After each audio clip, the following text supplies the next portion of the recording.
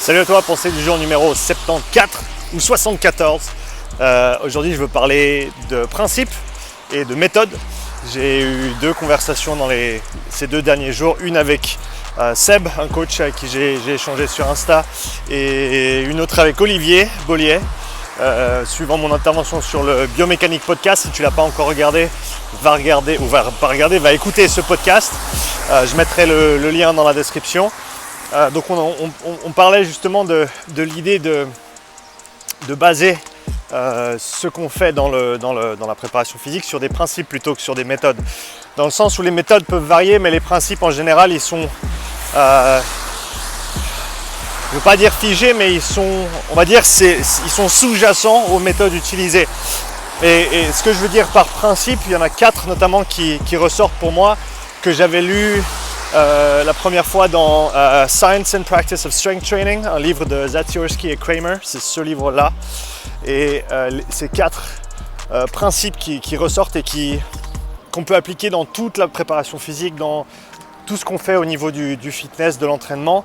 La première, c'était la surcharge progressive, Progressive Overload, qui est absolument fondamentale comme principe à comprendre pour engendrer des adaptations. Que ce soit au niveau de la réhabilitation, de la réathlétisation, de la performance, de la santé aussi. On a cet effet de chamboulement de l'homéostasie, on va dire, qui produit ensuite des effets positifs de manière générale. Donc ça, à mon avis, c'est un principe qui est fondamental. On a aussi le principe de la spécificité, par rapport au choix des exercices, par rapport au choix des méthodes, par rapport à l'approche. Est-ce qu'on veut être absolument spécifique? Est-ce qu'on devrait plutôt rester dans la généralité dans un premier temps pour ensuite progresser vers le spécifique? Toutes ces choses-là vont être propres à la situation dans laquelle on se trouve, la personne avec laquelle on travaille, son niveau actuel, les besoins du sport, les demandes, etc. etc. Donc ça, c'est la deuxième. La troisième, c'est l'individualisation. Donc chaque personne va répondre dans une certaine fourchette, on va dire, ou dans une certaine mesure différemment, et va avoir des besoins différents et des préférences différentes également, qui sont toutes des choses à prendre en compte à mon avis dans l'entraînement. Et donc l'individualisation est un principe absolument fondamental également.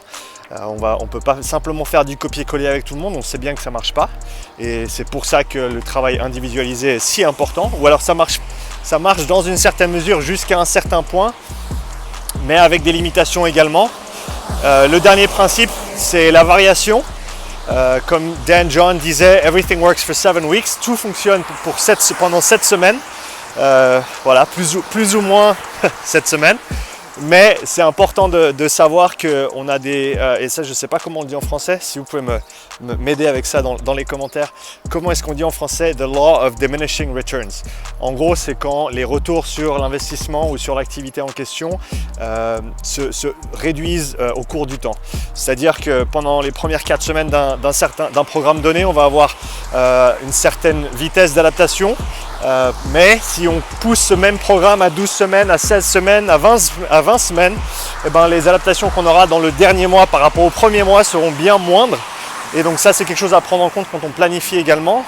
Donc si vous n'avez pas encore lu ce livre, je vous l'encourage, celui-là.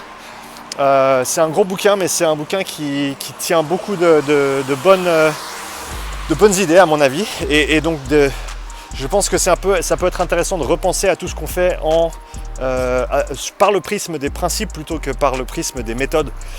Et en fait, on verra que toutes les méthodes qu'on utilise, elles se logent en fait dans les principes sous-jacents. Et donc, si on pense tous en termes de principes plutôt que penser en termes de méthodes ou d'exercices, on sentira tous mieux, et je pense que ça peut engendrer des conversations beaucoup plus enrichissantes que non, ma méthode est meilleure que ta méthode, etc. etc. En attendant, un petit bonjour à CrossFit Morges. On est juste chez eux là. Je suis chez eux parce que je suis tout seul. Du coup, vous êtes avec moi, donc on est tous là. On est chez CrossFit Morges aujourd'hui pour enregistrer un petit podcast. Donc salut à Guillaume si tu regardes cette vidéo. En tout cas, merci à tous. J'attends vos commentaires par rapport à cette petite pensée du jour sous la vidéo, et à bientôt pour une nouvelle pensée du jour. Ciao!